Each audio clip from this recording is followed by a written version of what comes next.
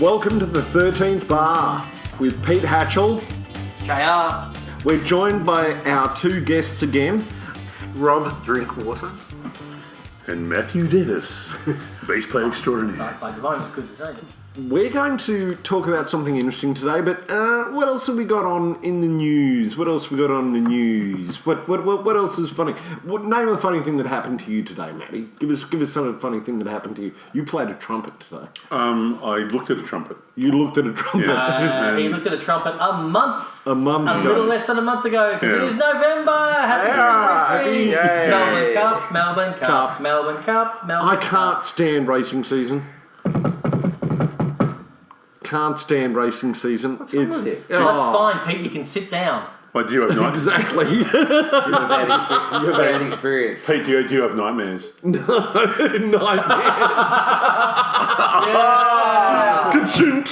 Whoa! Dad joke. Or was it when he had to do the bare chest and ride the horse? Yeah. So today Pete rode a white horse with our Vladimir Putin style. So it was quite majestic. The horse died shortly after. So it's on Drank the, some blue ribbon, didn't it? We should, Yeah. and we should point out that by horse he means dignity. Pete's dignity. He rode his dignity today. It died. We had to put it down. We didn't. Did I have some dignity? Not anymore. What was left? I didn't recognise it when it was there, so it's okay. it was a gilding. As is normally the case with the 13th Bar, as you well know by now, we ramble on about random rubbish for a little while, and then we get on to our topic. And I'm going to leave JR to introduce our topic today because I like the topic. So, JR, what is our topic for today, being November podcast? First album ever purchased. So hence why we have our two special guests. Exactly. And, just happened to be the bass player and the drummer in Groove 67, because that's the band that this podcast is all about. Excellent. So, I'm gonna go to Rob. Yes. So. Did they have albums to be purchased in your day? Oh. No, it was on a gramophone, and it was a 78. I think it might have been with my own money. Well, it has to be. I mean, first album ever purchased. Yeah, it's you gotta might be have your been. money. If it's your mum's money, let's say, you'd have a bass. We used to think it tape was- them back then. That's not purchased. That's stealing. It's always been around. Copyright strike. Hashtag strike. Hashtag strike. I believe it was the Meatloaf, Bad Out of Hell. Oh, that's the first thing you ever purchased. What, on a record or on cassette? On a record. So, that's before my time. It's 1977. Yeah, definitely before my time. There might have 1977. been a bit of music before that, but I recall that might have been the first one. Okay. Wow. You actually Why part did with- you buy it, part with though? Hey, dollars. well, how old were you? Like, what was the reasoning for being 47. I don't know. I don't need exact age. What? I think Molly might have been. Yeah, I think Molly might have been spruiking on a countdown. Do yourself a favour. So you're one of those white sheep, right? Yes. Ooh. Did you like it after you listened to it? I loved it. Still one of my favourites of all time. Yeah, it's actually a pretty good album. It's actually not a Meatloaf album. It's actually what's his name? Greg O'Day. No, not Greg O'Day. That's his real name. Not Todd Rundgren. The who's the keyboard player on that album, Jamie? I don't know, before my time. I know Jim my brother had Steinman. it, and I've listened Jim to it a few Steinman. times. Yeah, it's actually a Jim Steinman's Steinman album. album. Yeah. It's actually a Steinman album. Yeah, it is. Yeah. But they got the meat to. They got Meat me had the to voice. do some stuff on it. So the meat had the voice. Meat had the voice, but it's actually a Steinman album. Yeah. So, no, it's actually a really good album, and I'll actually come back to it a little bit later. Matt, how about you? What was your first album that you purchased with your own money? Own money is a good differentiator because I used to tape everything that was nailed down. Yeah. And then the first album wasn't actually an album, it was a long play EP. It was The Angels Out of the Blue. And the reason I bought that, on the B side, had a re-release of Ever Gonna See Your Face Again, Save Me, and the best part was the live Mr. Damage. Can I ask, Mr. Damage holds the curse. did the Never Gonna See Your Face Again have the Australian ad-lib? No, that was many decades later. Many decades later? And actually, the first album is a bit... So I released my Inner Bogan on the first one, and then a bit geeky for the next one. The first physical album I actually parted my hard-earned cash for was Devo's Freedom of Choice. Which is also my first concert. Mum wouldn't let me go to Adam and the Ants, so I had to go to Devo. But she let me go to Devo. Yep. What year was that one released? That's 1980. still before my time. Jeez, guys. Yeah. So, like, I'd love to comment. I know of these bands and I know of the songs that are on those albums. Can I just interject here? Jamie said before my time about 6 times in the last 3 or 4 minutes. I had reason to go with Jamie to a number of op shops, and he bought probably 12 albums ranging from the 1940s to the 1960s, and he was fanboying over them like there was no tomorrow. I bought 8 James Last records, guys. James Last. James Last. How cool is that? That's James right. How Last. cool is that? And for those of you who don't know who James Last is, because I sure as hell didn't know who James You Last know the was. James Last Orchestra? No. So your first was your last. That was my That was his first. Well done, Matt. Yeah. No, to explain to you who James Last is, it's essentially a trumpet player. Yes, trumpet player. No, he leads the he is orchestra. a Leads the leader. orchestra. He's conductor. My apologies, but he looks like every 70s porn star. Well, he has chops and a beard, too. That was what was going on in the 70s, man. That's what everyone has. But I love those albums from the 70s. James Last, Who Velvet, Tijuana Brass. Like, if it's got like 9 layers of cheese on it, I'm there. Just like a pizza, 9 layers of cheese, I'm there. We'll have no My layers face because he's said all last. He's He's exactly. the bottom layer. So I'm going to leave Jamie in until last for this. So I'm actually going to go next, and it's a really hard thing because I actually bought. My first album wasn't... Was it something that Vladimir Putin did? No, Vladimir Putin. It's Here the we first go. album ever purchased. No. Don't you start putting caveats in there. No, well, here's the problem. I bought... My first album purchase was Kajagoogoo. 3 albums. I bought 3 albums at once. 3 albums. La-di-da, rich man.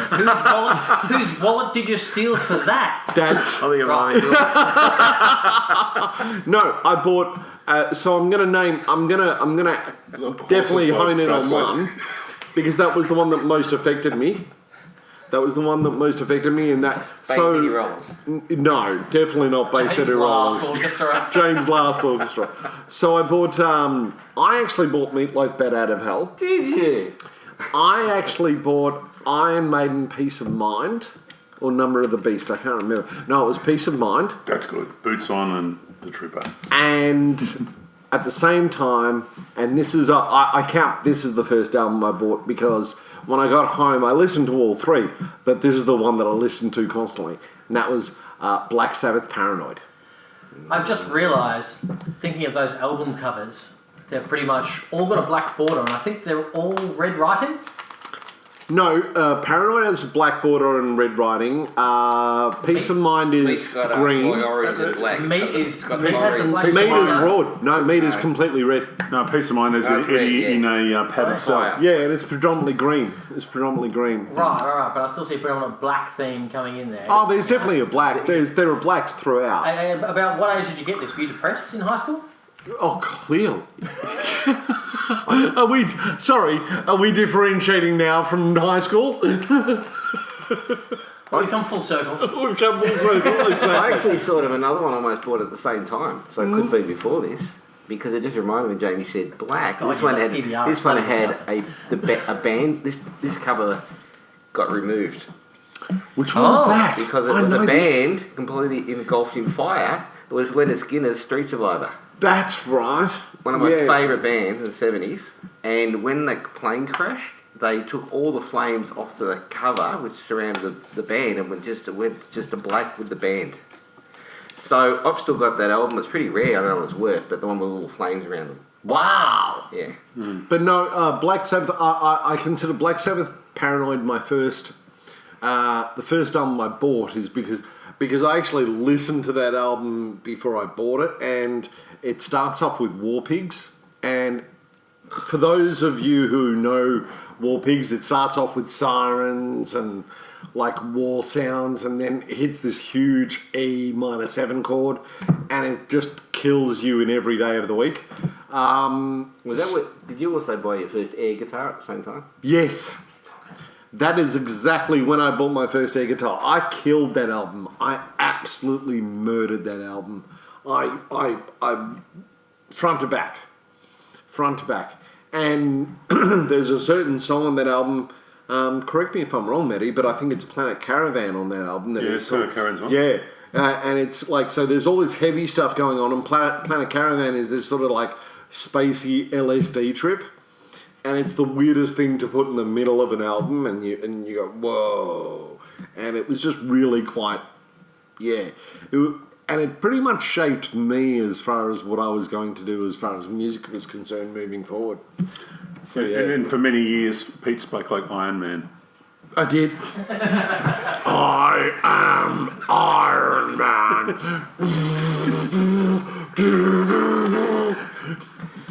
I think he's having a fit. Right. Get the sedatives. Is it my time? He's had too much blue ribbon. All right. So it's time to add something a little different to this. Some class to the mix. So I just went to see if I could find the CD, because of course I'm so much younger. You didn't buy album. I'm so much younger than all of you. He's only been told about these mystical things. That's right. I'm so much younger than all of you. That by the time, because pretty much you guys bought it when you're in high school, right? Yeah. First ever purchased album in high school, right? Yeah. I was never into school. But you went there. But that age limit, all right? So I, of course, went to high school in the 90s, and by then, LPs were done. Laserdisc? Laserdisc was done. There was cassettes and CDs. So, of course, the first album I ever purchased was CD, and I just went looking for it, and I'm like, why isn't it there? Because it's actually in the car, because I'm listening to it still to this day in the car.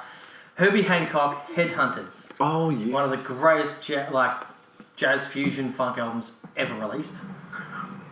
Which puts the next one, first CD, guys. Well, hang on. Let's go with Jamie. I was 13, and we were on our very first school. I was in I went straight to the senior band, so I didn't play with all the learners in year 7.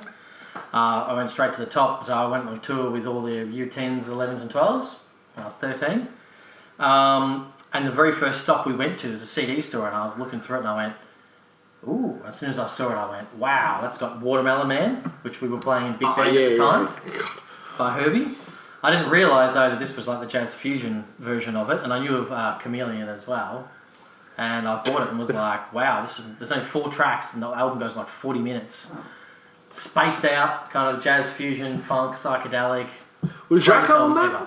No. Before that time. Okay. Herbie was really young on it too. So, okay. And you talk to any jazz head, and it's ranked in the top 10, probably top 5 jazz albums of all time. And I have it on CD. It was the very first one I ever purchased. Yeah, that weird ass film clip with all the robot things that done it, didn't he? Remember that? Yeah. I can't remember what it's called that. Herbie Hancock, that was it will come to me. I know the video clip. Yep. Well, there we go. So this was like early, once again, just like you guys, early 70s release. Yeah. It was just I purchased it on CDs. That was the first album I ever got. So I'm loving the fact that I'm showing my jazz blood here. Go to hell. Go to hell. Here we go. Go to hell. Go to hell. Go to hell. No, but okay. So let's move on from there. So your first album was a CD. What's the first CD that you bought, Rob? Oh, I think probably. I think my own Brothers in Arms, Dire Straits. Oh my God. CD. Jeez. You could have done better, mate. Pete? That was a great album. What's wrong with you? How about you, first CD? I really can't remember. I remember... Rocket. Yes. Oh, really? Okay. Yeah. I remember... honestly can't remember what the first CD I bought. The first CD I got... We remember it because it was weird to play it. It was new. Yeah. Yeah, it was pristine though. Well, I mean, for you guys, sure. But Well, for me, was. for me, it was standard format. For me, actually, it was massive right on the time. It was actually Crowded House. Oh, of course. Yeah, because it was right on the cusp. I just bought a CD player, and that was really new technology, wasn't it? Yeah. Ooh. I remember our first Shiny. CD player. That's right. Literally, I think we bought it the year that I was in year 7. Mum and Dad bought it that year, so it's like, I would have been like mid-90s for sure. And it was like the size of our VCR player. It played one CD. Yeah. No, I got a CD player. I'm vaguely remembering this. I got a CD player and I bought... no. I remember, again, buying a number of CDs, but I can't remember what they were. But the one that I remember I really wanted to get was Steve Vai, Passion and Warfare, which was the guitar god at the time. But you can't remember... Yeah, you want it, but... Which one? No, I bought that one. You bought that one, right? I bought that one. Oh, yeah. And it was Steve Vai, Passion and Warfare, and... my girlfriend at the time, who ended up being my wife, who ended up being my ex-wife... Thanks for that. I mean, we needed that timeline of events. It's probably because of the Steve Vai album. Might have been. That's why I actually said it. I constantly played it. It was because he bought something and she went, no, you're not allowed to use our money for that. I think it was when he used to ride around the house on the horse with no shirt on. Yeah. Yeah. Well, mate, Putin had it to get it from somewhere. Oh, dignity. Yeah. Where did you go? Now here's the trick question for everybody. The first MP3 you ever bought, because seriously, no one buys MP3s. No, I actually did buy an MP3. I did buy an Seriously? MP3. Yeah, I did. I actually did buy something off iTunes. Is that like my singular God. or? Yeah, no, it was a single track. I It was. can tell you what the first thing I purchased. So the first thing that I purchased, MP3 iTunes, and I still have it to this day, was the James Morrison and the Idea of North Okay. album. Because I couldn't find it anywhere on CD, but it was available as an MP3 down on iTunes. That's what I bought. And that's only like, 2006? So not that long ago. So, basically when I left uni. Because before then I was like, I was pirating, mate. Nasty, Excited. Everything. Morpheus, LimeWire. The most excited I was when I discovered Napster. Yeah. I tried Napster, but Lars kept turning up at my house. Yeah. I got it very early before Lars realised what was going on. I was in conjunction. It was Napster, LimeWire, and Audio Galaxy. Yeah. All at the same time. Oh, wow. Mega. No, hey, I was a first year uni student then. I wasn't going to pay for shit. We had 4 computers working, just downloading stuff non-stop. Television, you name it. Naughty. Come at me. All right. No Do I have it royalties anymore? No royalties going back. We have a Naughty, mutual naughty. friend, JR, and I, who worked in a certain place quite some time ago, who did, as well as his work, but also found time to pirate everything he possibly could. At work. At work. He actually used, back in the day, so this was in the middle 90s, and he used work servers to pirate everything. Everything. And I won't name him, because if he listens to this, he knows who he is. Well, we don't want to name and shame. No, and... Unless it's the people sitting in this room. Exactly. And he used to give it out to everybody. He used to say, oh, here's the new Rocky, or here's the new this. Right. Well, we did that at uni too. Still, we're jazz students, so the problem with a lot of the stuff that we were learning to play in the real book was that there were no recordings of a lot of the stuff. It hadn't been transferred to CD. It wasn't available digitally. Yeah. It was still on record somewhere in a really bad format. The whole, just a lot of those jazz albums just weren't released yet. So, of course, we had, tons of MP3s, and we were always looking overseas to get as many of the stuff that was in our jazz standards. Yeah, got the MP3, because you'd go to JB and they'd go, no, we don't have any albums by at that point. Well, they definitely have any James Last. But it was more things like, they had the stalwarts, Parker, Coltrane, Miles Davis, tons. then you'd be, I want like a Clifford Brown. They go, we've got 1 CD of Clifford Brown. And you're like, he's a bloody legend. You know, like, we can get something in for you. And that's how it was. So we went, well, screw that. We're just going to jump online and get it illegally because we need it in 2 days. Like, we have a small group performance in 2 days. And we're uni students, so we do everything fucking right at the end of the end. I'll bleep out that F word. Insane. But no, the one bad and good thing about that whole,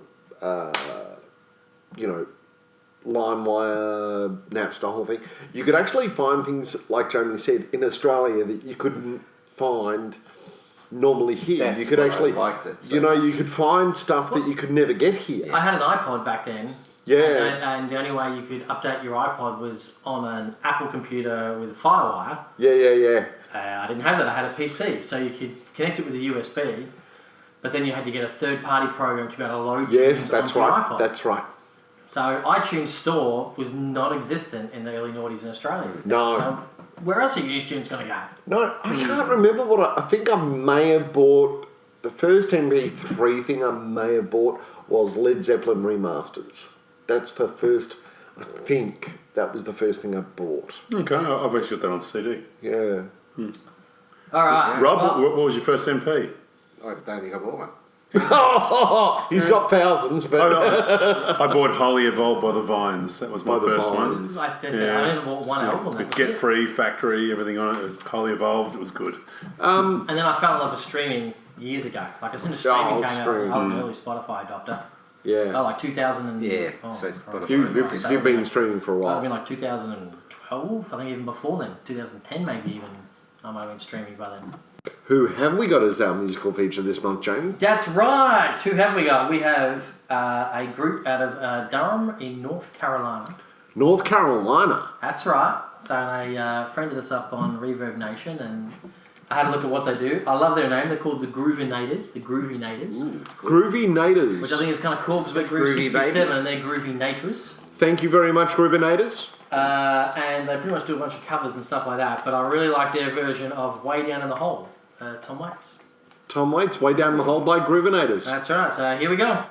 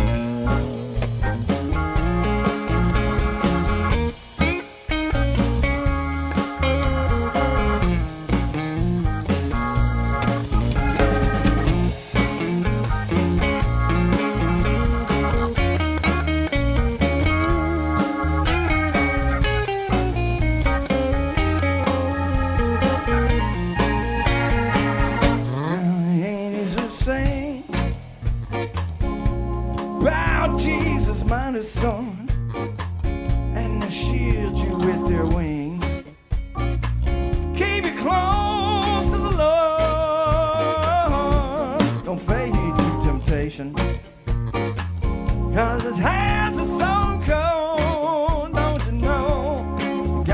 put the devil way down in the hall.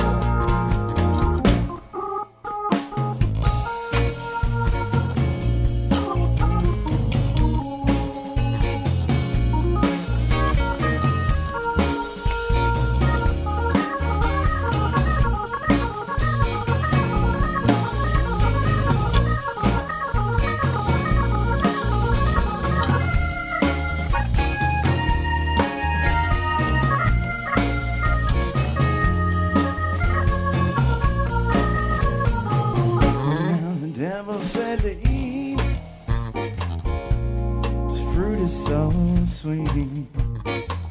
Just a bite of this apple will make your life complete.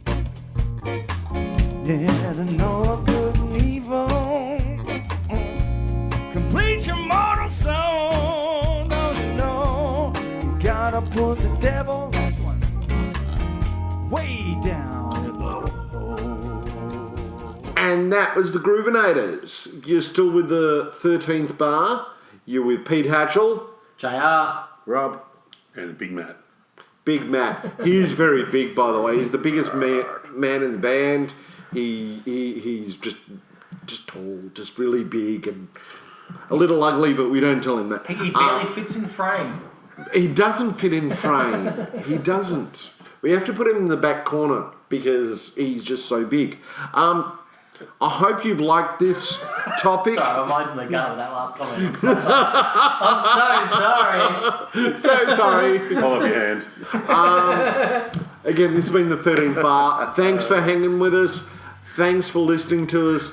Thanks for letting us entertain you. Subscribe, like, leave a comment. We will get to them. We will have some fun and enjoy. Thanks again. And don't you go changing.